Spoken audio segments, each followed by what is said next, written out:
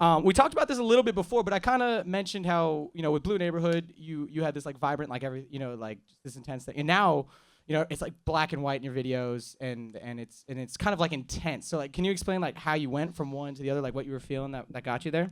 Yeah, I think it's just like when I look back at Blue Neighborhood, I don't think by any means it's like a perfect album.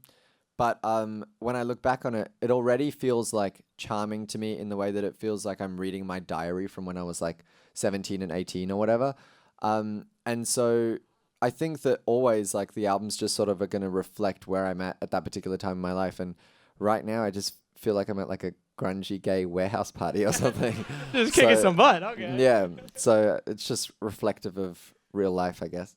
Oh, yeah. Well, yeah, and and like you said, like you're killing it right now. How does it feel to go from, obviously starting social media wise, people commenting how much they love you, to actually like being here in front of people showing how much they love you? It's much more fun doing it this way.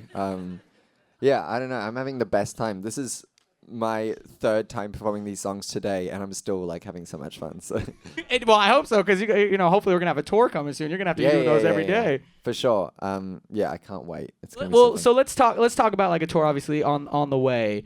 What do you like to give fans? Like, is it something personal? Do you want to put on a show? I want to both of those things. I think a show is like a good show is a mixture of both of those things. I want it to feel, different every night, like you're getting something. I don't want it to feel like you're just getting the same thing as every other city. But at the same time, I definitely want to put on a good show. And yeah, I think something that really like struck me when I was on the road before is just the environment is so pleasant. Like everyone is just so nice, and everyone, people come in like crazy costumes and makeup and like glitter all over their face and stuff, and we just have a really, really good time. It's just like a fun, peaceful, happy environment. So is this the reasoning for the shoes? You're trying to one up the fans now? Yeah, for sure. Well, that's what, when I first walked in. Look at this guy right here. I think he was trying to match you with his his fit that he's got going on. Are those velvet? He's like, they're so cute. the velvet, yeah. Oh, so cute. We'll get some tips from that later. So I guess now so you see that in the crowd and you see that kind of liveliness. Like, do you bounce? Like, do you kind of like just take from them, or like how do you get ready for each show? Getting ready for a show, I have this little warm up tape on my phone that I do, like vocal warm ups, and then normally just like jump around a bunch, maybe do some push ups, spend some time with my band, just like try and get the blood flowing. And then I don't know why I do that though, because every time I'm standing like side stage, my heart. I was gonna say, how many push-ups are you doing? I feel like the workout's over. You don't have to go on stage anymore. No, yeah, I do like just 10. Oh, okay, good. Just that. Yeah, Sometimes 9. But it depends how much you ate that day. Yeah. We'll see what we got going. So obviously we're excited for the tour. We're excited for the new music, and one of the things that we'd love to know is like, for as far as collaborations go, is there like anything exciting that you have on here? Like as much as you could say. I know you like to keep it tight-lipped until it drops. Yeah. Yeah. There's some stuff going I think on. I answered that question. No, yeah. I got sent something the other day that I just like I'm so excited about. I haven't stopped listening to it. How do you feel how do you feel when you make like the raw cut and then you get it back? This is more from like a musician side. Like, have you ever been like, whoa, I didn't expect it to be that good, or like, whoa, that was really crappy all of a sudden? So with this particular case, I had written this song and I was like, this song is perfect for, well, first I was like, this person would be really, really cool. And then, but every time I was like listening to the song, I was like, no, this is actually for person B, right? Like, I can't stop, I gotta stop like denying it. This person is gonna be like perfect. It's written for their voice. And then I got it back and it sounds exactly like I thought it was going to. So I'm so happy. All right, perfect. Yeah. Oh, I wanted to talk about, obviously, you've been in front of the camera before and, you handled yourself. But you got a new project coming out this year, right? You're gonna be back behind the camera? Yeah. Or in front of the camera? In front of the camera, yeah. Yeah, I've got a movie coming out this year called Boy Erased. I haven't seen it yet. I hope it's good. So is it like done? It's all ready to go? It's completely done, yeah.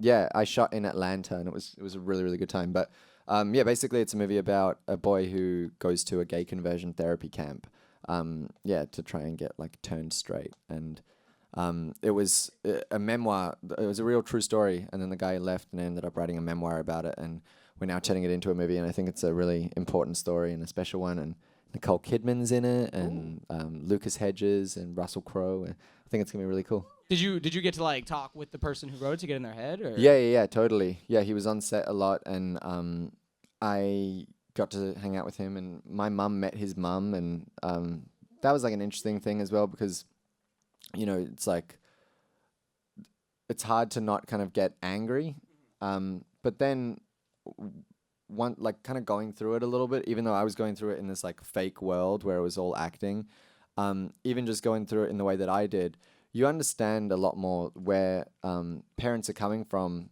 They just don't know any better, and kind of freak out and think that this is like going to save their kid's life or whatever.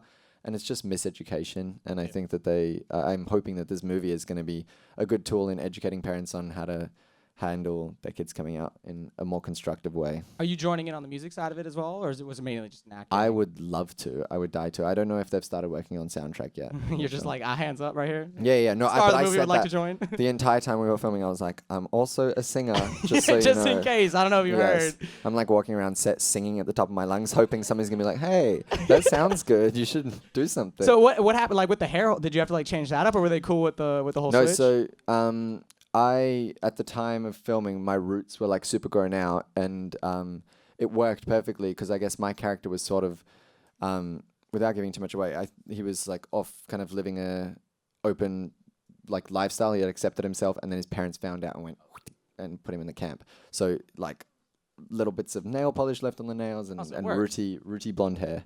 So it was like you were perfect for the role then. Exactly. It like worked out really well. Yeah. So speaking of hair, I saw one thing that I saw on Twitter, and I hope this isn't real. Are you thinking about buzzing your hair off? Is that an actual thing? Everyone keeps asking me this. Is this just out of nowhere? Because like I got concerned for you. I was like, damn. No, so there's a lyric in the song about buzz cuts, and yeah, I don't really know. I might. I'm not sure. I don't think I'm going to. Yeah. We got this on camera, so if you change it, everyone's gonna start it. Yeah, probably not for a long time. Yeah. Well, it looks. If you do, then I can take over the whole like bleached vibe you got going on. I'm feeling that. Yeah, go for it. All right, let's get into some of these questions. What would you mix of two breeds of dogs? Oh my god. So, interestingly enough, I know almost no dog breeds. Like I can never tell what dogs are what. You know, there's that famous dog. So you know that internet dog DOGE, whatever. Yeah. So I thought that its name was Shiba Inu or whatever, but that's the dog breed. Yeah. There's lots of them. I didn't know that. So yeah, I don't know. Sorry. So just whatever the cutest one is. That Yeah. Okay, good. And this one's from Brooke, who I know is right there in the front row. Hey. Who kind of going back to music and movies. Well, how was it like having a song on Love Simon? Oh yeah, Simon, sorry. That's really fun. I saw that movie the other night. Love Simon. It's this really, really sweet coming of age movie, and it's like so good and adorable and lovely, and like I know that if I had seen that movie when I was younger, it would have 100% made me feel so much more comfortable about myself. So I'm like so honored to have a song on that movie. I feel like it's an instant like teen classic, like Mean Girls or something like that. Yeah. All right, and then one more question we got here. I like this. So you've done a lot, for how young you are. What would you consider to be your biggest achievement in life? And this is from Bianca. Yeah, this is from Bianca right there. You can give a couple of those. That's a really good question. Maybe winning. I won an award at the GLAAD Awards last year, and it was just like a general like good gay award. And I was really proud of that. It's like an advocacy award, and I would say that's probably the thing that I'm most proud of. Oh no way! So you should win the award next year.